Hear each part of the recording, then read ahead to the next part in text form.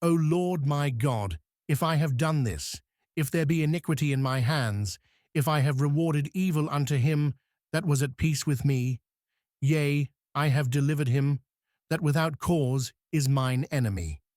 Let the enemy persecute my soul, and take it. Yea, let him tread down my life upon the earth, and lay mine honour in the dust. Selah. Psalm 7, 3-5.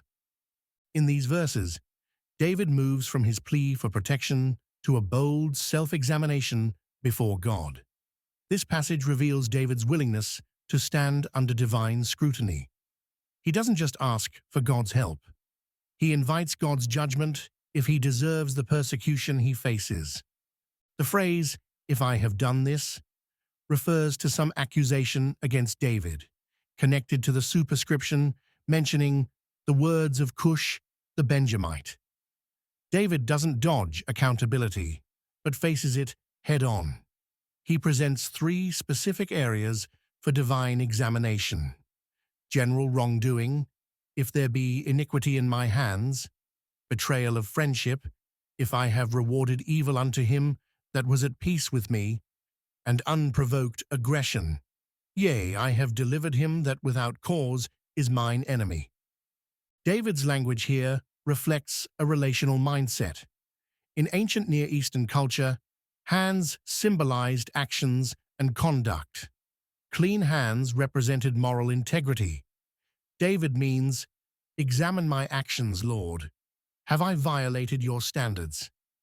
The parenthetical statement about delivering his enemy without cause may reference David's treatment of Saul.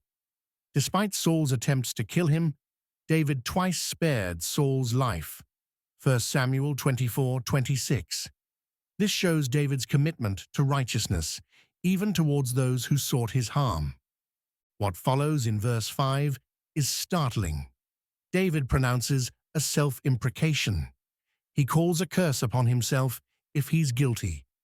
Let the enemy persecute my soul, and take it. Yea, let him tread down my life upon the earth, and lay mine honour in the dust. David doesn't request leniency if guilty. He accepts the full consequences of wrongdoing. This reveals his deep commitment to justice and truth. The verse concludes with Selah, a notation showing a pause for reflection. This pause invites us to consider the gravity of David's self-examination. This passage challenges us to embrace accountability before God. In our culture of blame-shifting and excuse-making, David's willingness to face divine scrutiny stands in stark contrast. We often defend ourselves against accusations, yet David models a different approach. He invites God's examination. Personal application begins with honest self-examination. When facing opposition or difficulty, our first response should be to ask, "Lord, is there something in me that needs correction?" This doesn't mean all suffering results from personal sin, but it acknowledges that sometimes God uses difficulties to reveal areas needing growth. James 1:2-4 reminds us, "My brethren, count it all joy when ye fall into divers temptations, knowing this, that the trying of your faith worketh patience. But let patience have her perfect work, that ye may be perfect and entire, wanting nothing."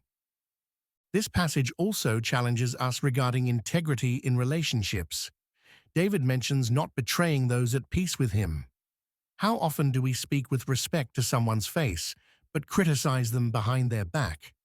David's words call us to consistent righteousness in all relationships. David's example confronts our treatment of enemies. In Matthew 5:44, Jesus commands, "Love your enemies, bless them that curse you, do good to them that hate you, and pray for them which despitefully use you and persecute you." David foreshadowed this teaching by refusing to harm Saul, despite having opportunity and justification. Last, David's self-imprecation reminds us of the seriousness of sin. We often minimize wrongdoing, but David understood its gravity. This should prompt us to confess our sin to God, knowing that if we confess our sins, He is faithful and just to forgive us our sins and to cleanse us from all unrighteousness. 1 John 1:9.